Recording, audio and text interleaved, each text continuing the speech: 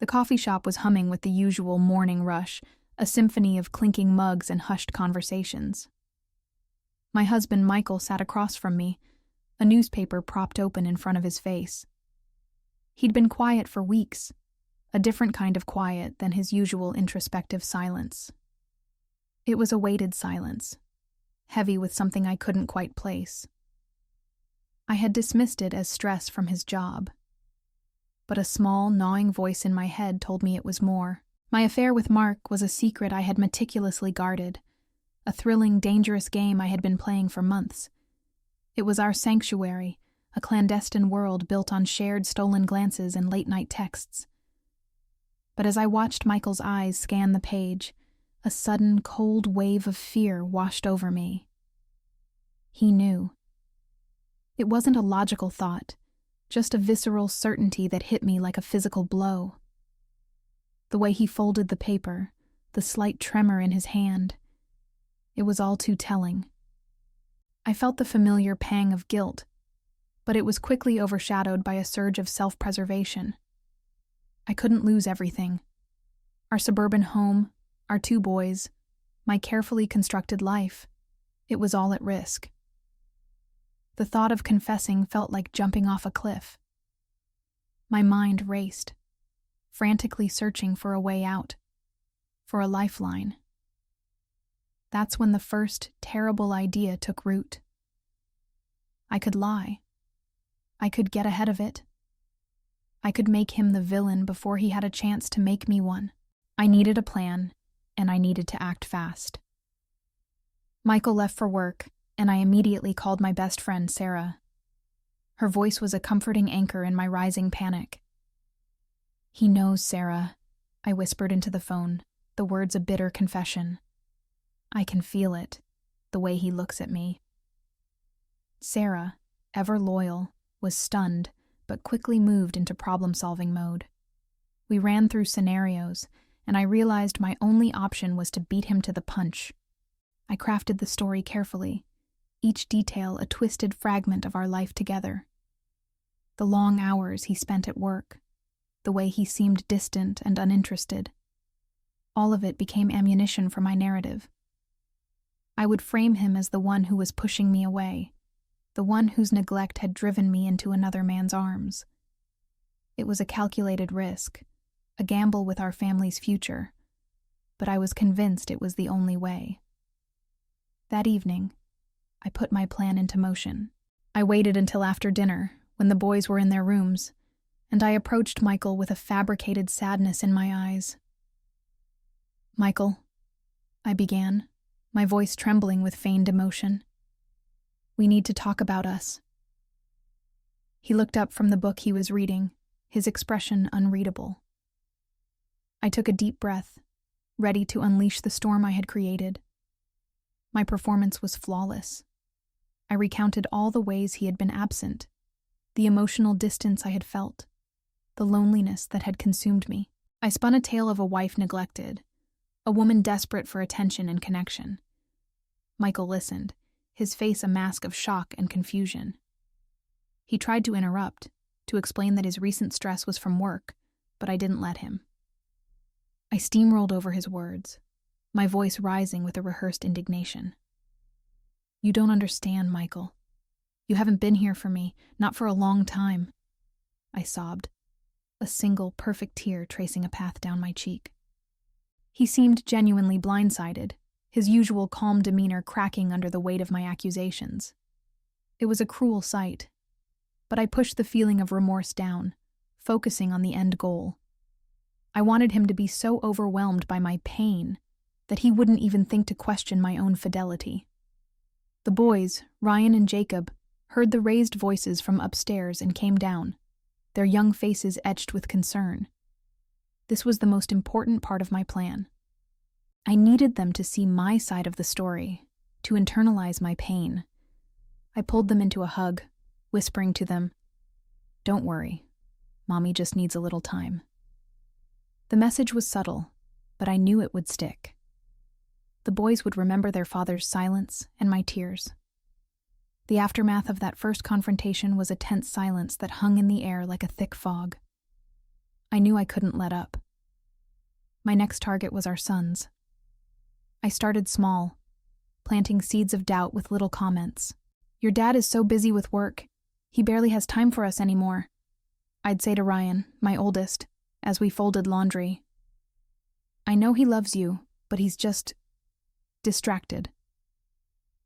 The older Ryan got, the more he seemed to notice things. He was a smart, sensitive kid, and he picked up on the tension.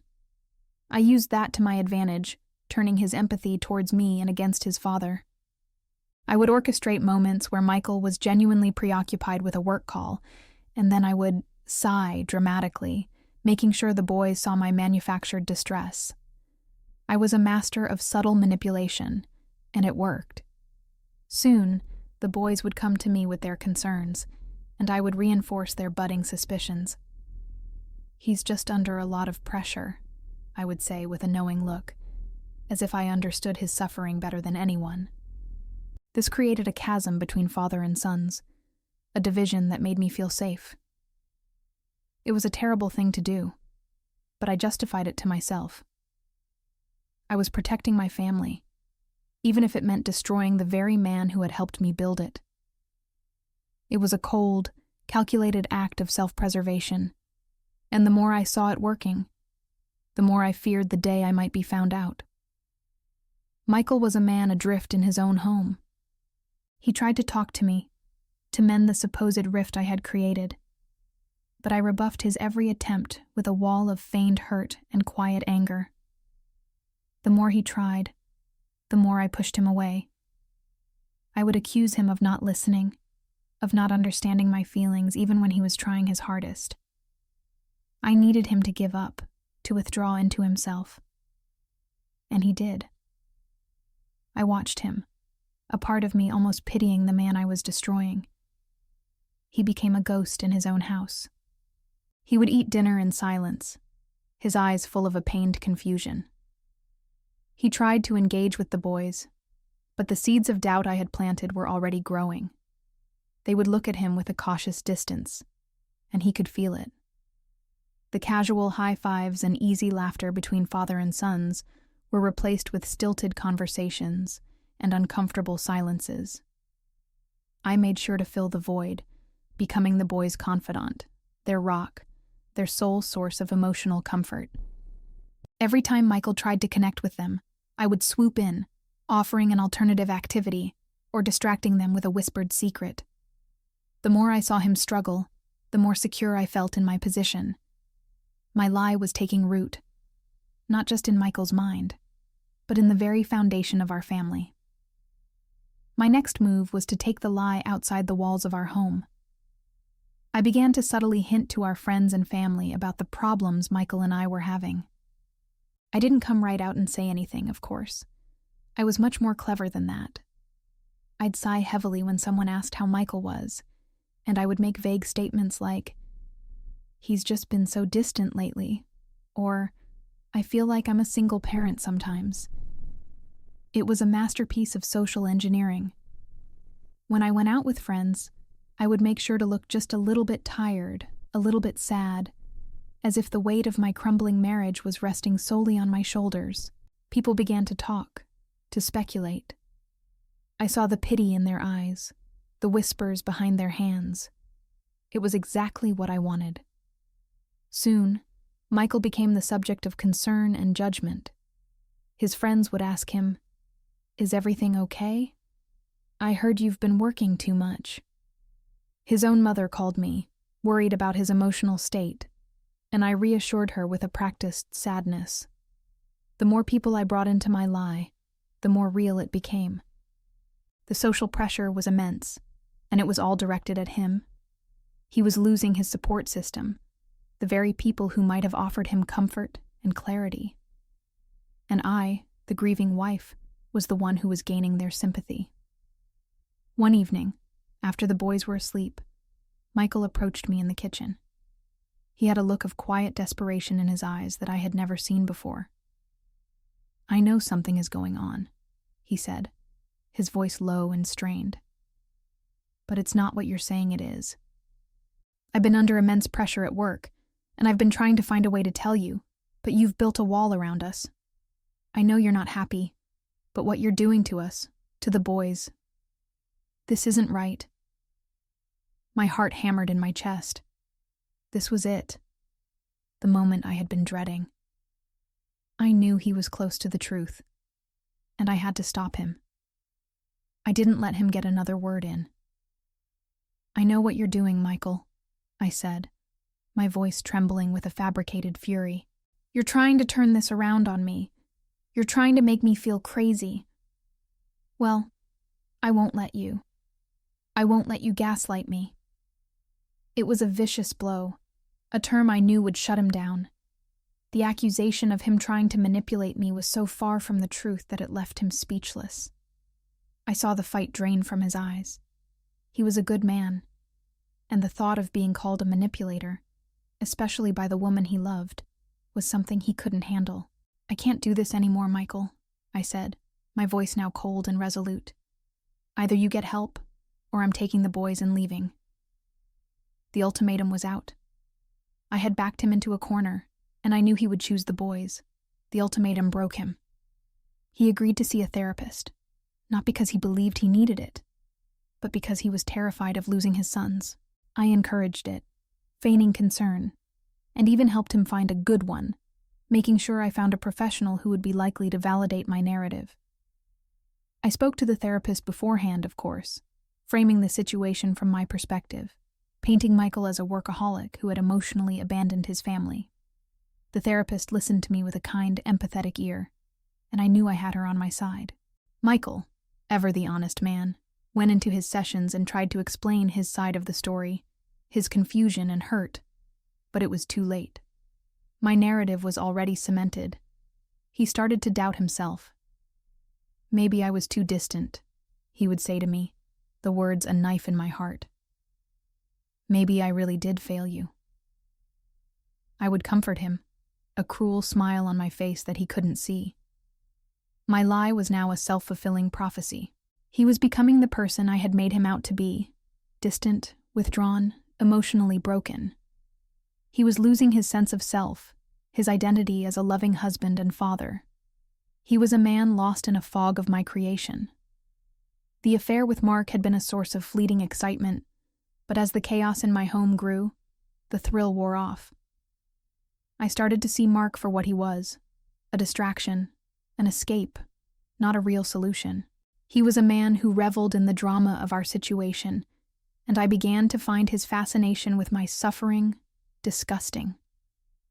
The weight of my actions, the destruction I had caused, began to press down on me. I saw the look of utter defeat in Michael's eyes every morning, and it haunted me. I saw the way my sons were growing up in a home filled with tension and unspoken sadness. I had won the battle, but I was losing the war. One day, while cleaning out Michael's old briefcase, I found an old photograph of us from our honeymoon. We were so young, so full of hope and love. The memory hit me with the force of a physical blow. The person in that photograph was not the woman I had become. The lies, the manipulation, the cruelty, it had turned me into a monster. The happiness I had sought was gone, replaced by a deep and pervasive emptiness. I was alone in my victory, surrounded by the ruins of a family I had destroyed. The silence in the house, once a sign of my control, now felt like a suffocating tomb. The day the truth came out was not a grand, dramatic confrontation. It was a quiet, devastating conversation with my son, Ryan. He was 16 now, and he came into the kitchen after school, his face pale and serious. "Mom," he said, his voice shaking, "I heard you on the phone, with Uncle Mark." The world stopped spinning. I felt the blood drain from my face. He had heard me talking to Mark about our secret meetings, about the details I had so carefully kept hidden. "I heard you lie to us all this time," he continued, the hurt in his eyes a blade to my heart. "You've been lying to Dad, to Jacob, to everyone." He wasn't angry. He was just broken. The foundation of trust I had so carelessly shattered was now gone. he told Michael. The confrontation was not a screaming match, but a quiet, final conversation that left a silence more deafening than any scream. Michael didn't even look at me. His eyes were filled with a cold, final clarity. He was no longer a man confused and broken. He was a man betrayed and done. The boys, one by one, turned their backs on me. They chose their father, the man I had spent so long trying to destroy. I was alone. My victory had cost me everything I had ever cared about. I had wanted to protect my life, my family. But in my desperate attempt to lie first, I had turned them all against me, leaving me with nothing but the devastating weight of my own selfish choices.